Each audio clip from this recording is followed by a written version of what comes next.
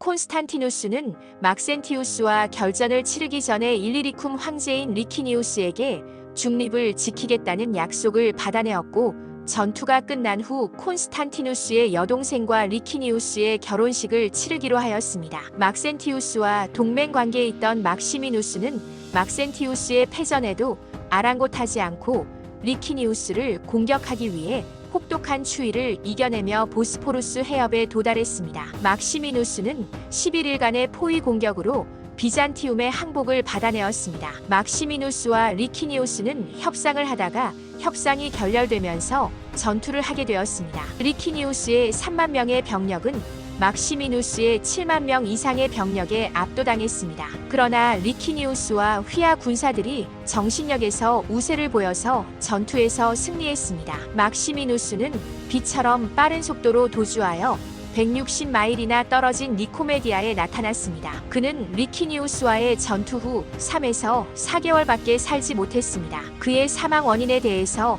여러 가지 가설들이 있지만 중요한 것은 어느 누구도 그의 죽음을 슬퍼하지 않았다는 사실입니다. 막시미누스가 죽은 후 동방의 여러 속주들은 흔쾌히 리키니우스의 권위를 인정했습니다. 죽은 막시미누스에게는 8세 정도의 아들과 7세 정도의 딸이 있었는데 리키니우스는 위협적인 존재도 아닌 그들을 죽였습니다. 또한 자신의 전임 황제인 세베루스의 아들 세베리아누스와 자신을 황제로 만들어준 갈레리우스의 사생아 칸디디아누스를 죽임으로써 배은망덕한 인성을 나타냈습니다. 심지어 디오클레티아누스 황제의 아내와 딸도 그의 잔인성에 희생되었습니다. 디오클레티아누스 황제는 4명이 공동 황제로 있을 때 갈레리우스를 양자로 삼고 부황제 자리를 주면서 자신의 딸 발레리아와 결혼시켰습니다. 디오클레티아누스는 퇴위하면서 사위 갈레리우스에게 황제 자리와 자신의 모든 권한을 물려주었습니다. 발레리아는 황후의 역할에 충실했고 자녀가 없었기 때문에 갈레리우스의 사생아 칸디디아누스를 친아들처럼 잘 키웠습니다. 갈레리우스가 사망했을 때 당시 갈레리우스의 조카이면서 공동황제를 맡고 있던 막시미누스가 발레리아의 매력과 재산에 눈이 멀어 자신의 아내와 이혼까지 불사하면서 발레리아에게 구원했습니다. 발레리아는 막시미누스의 사자로 온 사람들에게 이렇게 말했습니다. 정절만을 고려하면 저와 같은 처지의 여성들도 재혼을 생각해 볼 수 있겠지만 품위를 고려하면 적어도 남편이자 은인인 분의 시체의 온기가 채 가시지도 않았을 뿐더러 제 마음 또한 여전히 슬픔에 잠겨 상복을 입고 있는 이 시점에 폐하의 구혼에 귀 기울이는 것은 허용될 수 없는 일입니다. 또한 감히 말씀드리거니와 정숙하고 애정이 깊은 아내를 버리려는 무정하고 변덕스러운 분의 고백은 신뢰할 수 없습니다. 이 말을 들은 막시미누스는 사랑이 분노로 돌변하여 그녀의 재산을 몰수했으며 그녀의 황관과 하인들에게 비인간적인 고문을 가했으며 그녀의 명성을 무너뜨리려고 그녀와 친분이 있던 훌륭한 부인들마저 간통이라는 죄목으로 처형했습니다. 또한 발레리아 자신과 어머니 프리스카는 유배형에 처해졌습니다. 그들은 시리아 사막의 외딴 마을에 감금되어서 수치스러운 삶을 살고 있었다고 합니다. 퇴위한 디오클레티아누스가 막시미누스에게 항의하고 자신과 함께 살로나에서 은퇴 생활을 할 수 있게 해달라고 애원했으나 막시미누스는 이미 이빨 빠진 호랑이였던 디오클레티아누스를 냉담하게 경멸할 뿐이었습니다. 그가 죽자 두 모녀는 유배지를 탈출하여 변장을 한 채 리키니우스의 궁전으로 향했습니다. 리키니우스는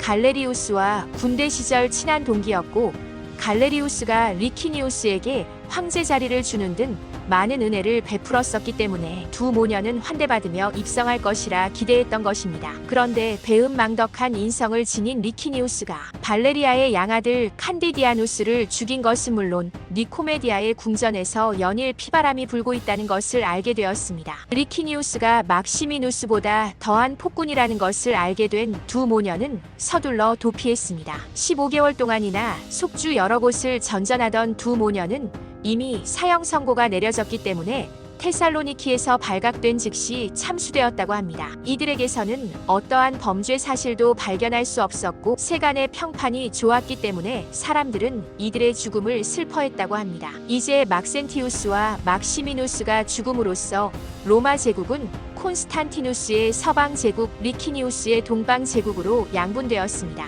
콘스탄티누스는 여동생 아나스타시아를 명문가이면서 부유한 바시아누스와 결혼시키면서 부왕제로 등용했습니다. 그러나 기존의 관례대로라면 이탈리아와 아프리카까지 바시아누스가 통치해야 했지만 이 약속은 이행되지 않았습니다. 바시아누스의 부왕제 자리는 리키니우스의 동의를 얻어 이루어졌습니다. 교활한 리키니우스는 바시아누스와 편지를 교환하면서 무력으로라도 권리를 차지하라고 부추겼습니다. 그러나 콘스탄티누스가 이 음모를 간파했고 바시아누스의 부왕제의 지위를 박탈하고 처형했습니다. 또한 콘스탄티누스가 리키니우스에게 반역에 연루되어 도주한 세라키오를 넘겨달라는 요청을 했는데 거부한 것으로 보아 리키니우스가 반역에 연루되었다는 것을 알 수 있습니다. 그런데 여기에는 저자의 기록과 다른 의견도 있습니다. 콘스탄티누스의 아내 파우스타가 임신하자 아이가 태어나면 나중에 부왕제인 바시아누스와 정적이 될 수 있을 거라 판단하여 일부러 반역을 조장하여 처형했다는 설도 있습니다. 이탈리아 변경지대의 아에모나에서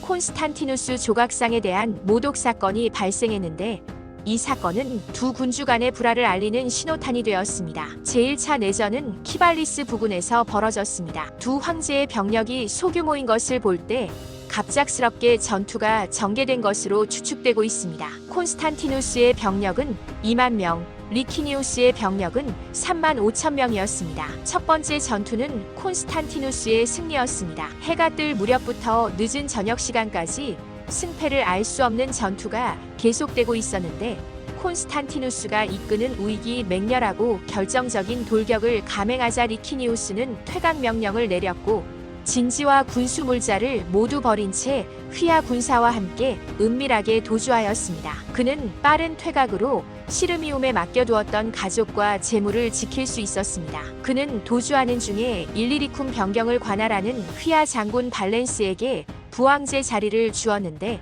군대를 모은 데 대한 보답이라고 했으나 위급 상황에서의 즉흥적인 행동인 것으로 보고 있습니다. 두 번째 전투인 마르디아 전투도 콘스탄티누스의 대승리였습니다. 리키니우스의 군대는 마케도니아의 산악지대로 무사히 퇴각했습니다. 리키니우스의 특사 미스트리아누스가 콘스탄티누스에게 화평을 제의하자 콘스탄티누스는 이렇게 말했습니다. 짐이 서쪽의 대양 연안에서 출발하여 연전연승을 거두며 진군에 온 것은 그러한 목적을 위해서가 아니었다. 배은망덕한 친족을 쫓아낸 짐이 어찌 비천한 노예를 동료로 받아들이겠는가. 발렌스의 퇴위가 강화 조약의 첫 번째 조건이어야 한다.